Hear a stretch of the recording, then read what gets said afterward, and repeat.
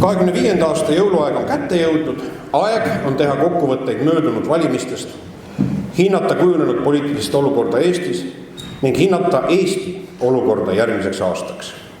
Kõigepealt suur aitäh Eesti rahvale toetuse eest kohalikel valimistel.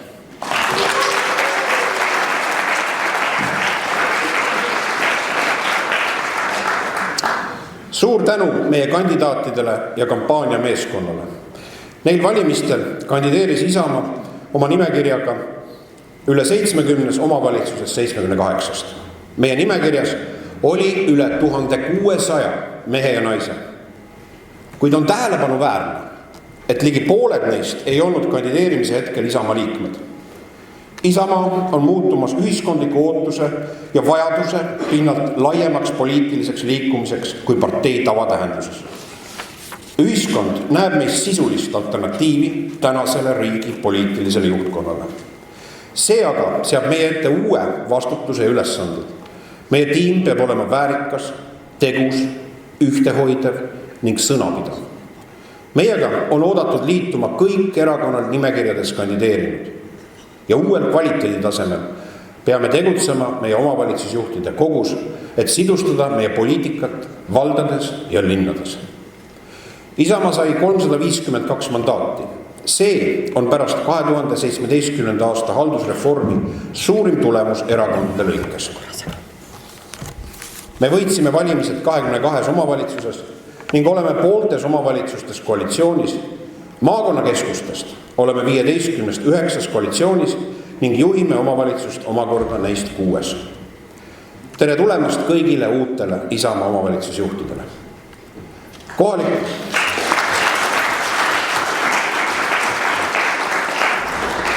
Kohalikud valimised olid ühelt poolt valdade ja linnade juhtimiseks suunise andmine rahvavalikule. Kuid teisalt olid kohalikud valimised signaal Eesti ühiskonna hinnangust Reformierakonna poliitikale riigi juhtimisel. Esimese signaali andsid Eesti mehed ja naised eelmise aasta Europarlamendi valimistel. Ja nüüd kajas see nende jaoks veel hävitamavalt üle Eesti 19. oktoobril. Eesti poliitiline ruum pole pärast kohalikke valimisi enam endine. Kutsusin peaministrit mitte sulgema kõrvu valimistulemuste eest ning ametit maha panema. Peaminister Michal kommenteeris omakorda valimistulemusi ning teatas, et tema jaoks tähendab poliitiline vastutus seda, et kõik jätkub vana viisi. Kristina Kallas omakorda teatas, et Eesti 200 poliitilise hävingu eest vastutab hoopis Johanna-Maria Lehtme. Milline on olukord Eestis detsembris 2025? Eestis valitseb jätkuvalt ulatuslik usalduskriis. Septembrikuise Riigikantselei avaliku arvamuse uuringu järgi on uus must rekord võrreldes varasemaga nende inimeste seas, kes ei loe ennast täielikult Eesti ühiskonda kuuluvaks. Kujutate ette, eestlaste seas tajuvad seda küsitlusele vastates tervelt pooled inimesed üle meie maa. Novembrikuu andmete järgi on Eesti 4,9% jätkuvalt euroala hinnatõusude vedur aastases arvestuses. Kolmanda kvartali Eesti majanduskasvu numbrid näitasid, et seisak paraku majanduses püsib. 0,9% majanduskasvu. Ning ma tuletan meelde, et valitsus nägi ette selle aasta majanduskasvuks läinud aasta eelarvet tehes 3,3%. Sisaldab enda Statistikaameti hinnangul omakorda umbes pooles mahus tootjahindade kasvu osas maksutõuse. Nii et see nominaalne majanduskasvu number on tegelikult sisalduv maksutõusudest. Ja selles olukorras valitsus jätkab poliitiliste eksperimentidega. Suurim pika vaatega probleem lähitulevikuks on Reformierakonna valitud tee lagastada ära Eesti rahanduslik jätkusuutlikkus. Läinud nädalal tühistas parlament võimuliidu häältega tuleviku jaoks kõik siseriiklikud eelarvereeglid, vaatamata rahandusekspertide hoiatustele. Eelarvenõukogu hinnangul ootab Eestit ees lähiajaloo pikim ning sügavaim eelarve defitsiit. Lähiaastateks nähakse ette 4,5% defitsiiti. See on pärast meid tulgu või veeuputuspoliitika, mida nad ise õigupoolest isegi ei eita ega häbene. Peaminister on avalikult välja öelnud, et Isamaale ei jäta ma mitte midagi. See tähendab aga rahandusliku ebakindluse süvenemist. Isamaa esitas 26. aasta alternatiivse eelarve eelnõu koos erakorraliselt ka 26–29 aastate eelarvestrateegiaga, milles nägime ette täies mahus riigikaitsekulude katmise, kuid samal ajal meetmed, et eelarve jääks 3% defitsiidi piiridesse. Selle lükkas valitsus tagasi. Järgmisel nädalal hakkab Riigikogu hääletama eelarvet lõpphääletusel. Minu sõnum valitsusele on siit Paidest. Võtke see läbikukkunud eelarve tagasi.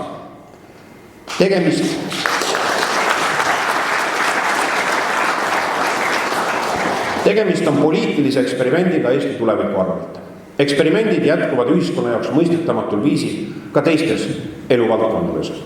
Dialoogi huvirühmade, ekspertide ja ühiskonnaga laiemalt ei soovita enam isegi imiteerida. Toon viimasest ajast rea näiteid. Reformierakond kavatseb kiirkorras suruda läbi uue jäätmekorralduse süsteemi, mis ettevõtlusorganisatsioonide hinnangul toob kavandatud kujul kaasa ulatuslikud lisakulud ettevõtlusele ja lõpptarbijatele, tõstes muu hulgas kuni 5% toiduainete hinda. Valitsus tutvustas sel nädalal uut energiamajanduse arengukava aastani 2035. Tööandjate keskliidu hinnangul sisaldab nimetatud projekt tõsiseid probleeme ning konkurentsivõimelise hinna kui varustuskindluse riskide maandamise vaates ning sel põhjusel keskliit arengukava ei kooskõlastanud. Meie sõnum on, nii sellega edasi minna ei tohi. Reformierakonna valitsus surub läbi ka kohtukorralduse muudatusi, mis on kutsunud esile Eesti kohtunikkonna tõsise protesti. Kohtunikud näevad kavandatud muudatustes muu hulgas ohtu õigusemõistmise sõltumatusele.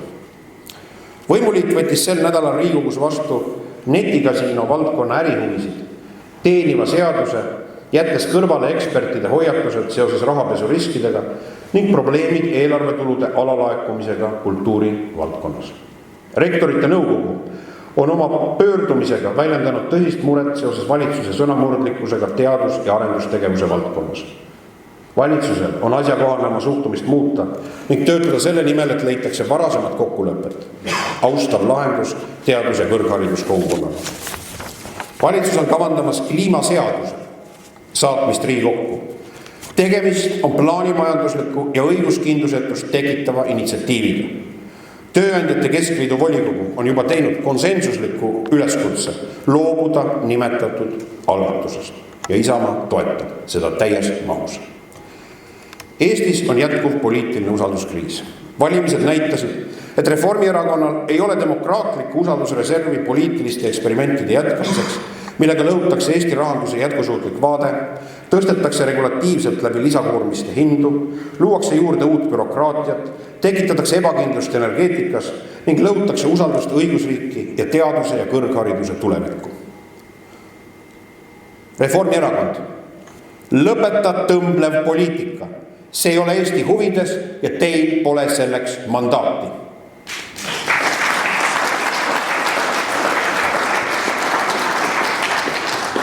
Üldistame majanduse vallas Reformierakonna sangari tegusid meie majanduse kallal. Eesti majandus on viimase 3 aasta jooksul langenud sügavasse langusse ning sellel on otsesed ja kaudsed seosed Reformierakonna valitsusotsustega. Tõstan esile 3 võtmeküsimust, kus Reformierakond on võtnud suuna, mis on Eesti majandust kahandanud ja suurendanud ebakindlust. Esiteks, maksutõusud majanduse seiskumise ajal olid strateegiline viga. Selle asemel, et korrastada riigi kulusid ning teha mõistlikke ja õigeaegseid kokkuhoiu otsuseid, valis Reformierakond laiaulatuslikud maksutõusud. Need omakorda suurendasid inflatsiooni, nõrgendasid ettevõtete konkurentsivõimet ja vähendasid inimeste ostujõudu. Majanduslanguse ajal maksukoormuse tõstmine oli poliitiline ja põhimõtteline valearvestus, mille tagajärgi tunneme veel aastaid. Teiseks, Eesti lükatakse ohtliku võlaspiraali. Praegune valitsus on avamas teed olukorrale, kus riigi võlakoormust kasvatatakse kiiremini, kui majandus suutlikult taastub. Esimest korda meie lähiajaloos täidetakse Reformierakonna obsessiivset kinnisideelist valimislubadust laenurahaga, Reformierakonna maksuküür. See tähendab vältimatult tulevasi maksutõuse, mida ettevõtjad ja majanduseksperdid juba ette näevad. Selline poliitika pärsib investeeringuid, vähendab rahvusvahelist usaldust ning ei loo majandusele kasvu, vaid pidurdustingimused. Kolmandaks, energeetika on jäänud loosungite, mitte lahenduste tasemele. 3 aastat on Eesti energeetikas kulunud utoopilistele loosungitele, mitte sisulisele plaanile. Mäletate, kus Kristen Michal hõiskas, et ta teab 10 sendi täpsusega 2035, palju maksab kilovatt-tund elektrit. Kõik see on osutunud hämmastavaks ja jultunud blufiks, mille ainukene eesmärk on teenida ideoloogilist kinnisideed ja teiseks taastuv energiatööstuskompleksi huvisid. Täna puudub Eestil pikema perspektiiviga energiamajanduse visioon, mis tagaks taskukohase elektri, varustuskindluse ja energiaintensiivsete ettevõtete konkurentsivõime. Ilma toimiva energiapoliitikata majanduskasvu ei tule. Kõik aga jätkub vanaviisi, nagu lubas peaminister Michal. Järgmine aasta saab olema riigi poliitilise juhtimise mõttes kaotatud aasta Eesti arengut silmas pidades. Selle vältimiseks kutsusime suvisel volikogul üles korraldama uued ennetähtaegsed Riigikogu valimised samaaegselt kohalike valimistega.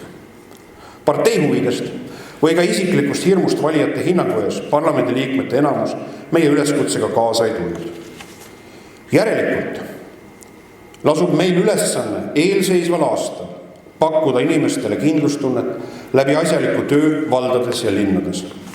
Esmaspäeval astub ametisse uus Tallinna linnapea Peeter Raudsepp. Ja Peeter on perekohustustega seotud praegu Tallinnas, aga ta palus kõigile kaaslastele edasi anda oma tänusõnad selle usalduse eest ja teiseks tänu selle toetuse ideede eest, mida erakonnakaaslased on osutanud.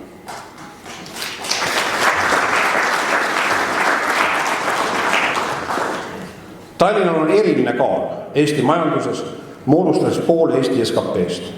Linna juhtimisel on meie jaoks kesksel kohal majandusele positiivse tõuke andmine, perede kindlustunne ning jõudsamalt eestikeelsele haridusele üleminek. Kuid Tallinna areng, ja seda kõnelesime väga tõsiselt, nii valimiste eel, kui ka see on fikseeritud tegevuskavas Tallinna linna juhtimiseks, ei tohi tulla teiste omavalitsuste arvelt, vaid peab neid positiivselt kaasa tõmbama. Ja veidi koomilised on krokodillipisarad reformierakondlaste ja sotside poolt, kes ütlevad, aga miks Reinsalu ei läinud linna juhtima? Miks nad seda ei kõnelenud, kui see südametahe oli enne kohalike valimisi, siis ei öelnud välja. Et nende eelistus poliitiliselt on ootus siis selles valikus. Ma arvan, et me tegime hea valiku ja meil saab olema hea usaldusväärne koalitsioonileppe ja me panustame heauskselt selle kvaliteetsesse toimimisse Tallinnas. Ma tahaksin tänada meie Tartu meeskonda Tõnis Lukase juhtimisel. Me võitsime Tartus üle aegade valimised. Me võitsime Reformierakonda. Millal see viimati juhtus? Brežnevi ajal oli, kui Reformierakond polnud võimul Tartus. Ja me saime sellega hakkama. Palju tänu meie meeskonnale Tartus.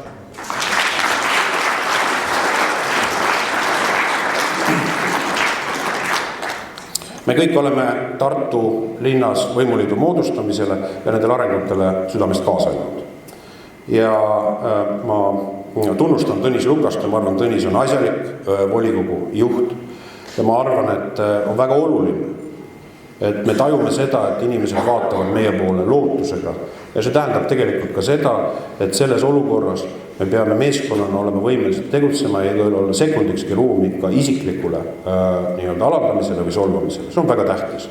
Ja ma loodan, et meie meeskonnas saabub ühise pingutuse tulemusena selline raskuspunkt, et enesest mõistetav on, et Tõnis kuulub meie fraktsiooni, meie erilise kullakaaluna väärtusele. Aitäh sulle, Tõnis, selle tööst, mis sa oled teinud meie valimiste tulemuse nimel ja aitäh kõigile meeskonnaliitele.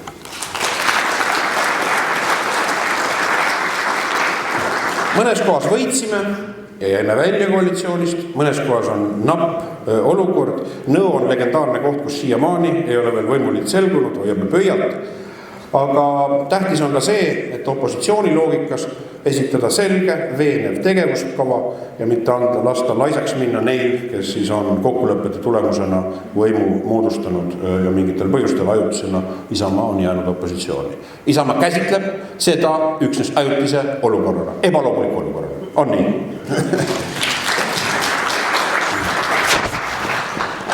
Nüüd erakonna asjadest. Ülemöödunud nädalal esitas prokuratuur erakonnale ja reale erakonnakaaslastele kahtlustuse keelatud annetusega seonduvalt. Kahtlustusega tutvunud on erakonna seisukoht ühene. Lükkame selle juriidilise konstruktsiooni täies mahus tagasi. Kahtlustuse kohta on avaldanud professionaalset kriitilist arvamust juba rida õigusteadlasi ning sealhulgas endised prokurörid. Võtame seda asja tõsiselt. Avalikustasime erakorralise sammuna esitatud kahtlustuse täies mahus. Teiseks, meie huvides on selles asjas täielik selgus. Kolmandaks, kasutame kõiki juriidilisi tööriistu selles asjas ning anname avalikkusele juba lähemas tulevikus selle kohta täiendavat teavet. Ja siinkohal avaldama toetust kõigile, ka erakonnakaaslastele, kes on sattunud nii-öelda selle kahtlustuse, mis ta on subjektiks või objektiks, kuidas seda defineerida. Isamaa majapidamine on korras. Eesti inimesed võivad kindlad olla.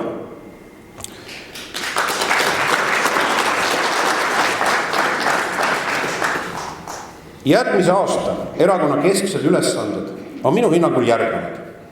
Esiteks, venitusteta sisulise töö käivitamine valdades ja linnades, mille juhtimise vastutus on Isamaal. Teiseks, plaani 2027 koostamine.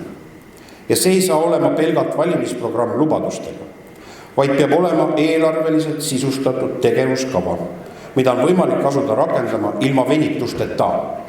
Koheselt 27. aasta valimiste järel. See peab sündima sisulises dialoogis huvirühmade, ekspertide ning ettevõtlusorganisatsioonidega. Nendega, kes täna on valitsuse poolt kõrvale lükatud. Lisaks on vajalik hea koostöö ametnikega ning loodan, et valitsus ei tee siin poliitilisi takistusi meie teavitamisel ning sisendi andmisel. See saab olema tavatu lähenemine, kuid olukord on tõsine ning kaotatud aeg tuleb venitusteta tagasi teha. Kolmandaks, nimekirjade koostamine. Kandideerimine Isamaa kandidaadina Riigikogu valimistel saab olema tõsine pingutus selgete reeglite ja ootustega. Meil lasuva vastutuse ühiskonna ees, kogu Eesti rahva ees. Peame kõik ühiselt välja kandma. Riigi poliitika vaates on tähtsaim ülesanne hoida valitsust uusi vigu tegevust. Eesti inimeste ja ühiskonna probleeme raamistab jätkuv sõda Ukrainas ning sellest tõukuv julgeolekukriis Euroopas. Ja selles oleme kõik Eesti inimesed ühel pool rindejoont. Me toetame kõiki vajalikke samme riigikaitse tugevdamiseks, jälgime asjalikult võetud kohustuste elluviimist ning Isamaa rahvusvaheliste poliitiliste võrgustike kaudu kanname Eesti ja samameelsete riikide sõnumit. Ukraina suurema toetamise ning Ukraina huvisid ja rahvusvahelise õiguse põhimõtteid arvestava võimaliku diplomaatilise lahenduse ainumõeldavuse kohta. See aasta on olnud Eestile tõsine ja töine aasta. Me tunnustame kõigi inimeste pingutust ja pühendumust ajal, kus on palju objektiivseid probleeme ning valitseb usalduskriis. Ja siit Paidest ütleme me jah. Me oleme alternatiiv tänasele Reformierakonna poliitilisele juhtimisele.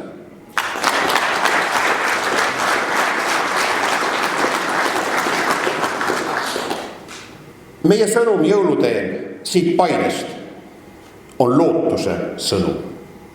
Muutus Eestis on alanud. Isamaa tajub seda vastutust ja ootust, mis Eesti inimestel on. See võtab aega ja see nõuab meie ühist pingutust. Rahulikku aasta lõppu kõigisse Eesti kodudesse, hea Eesti rahvas. Aitäh teile!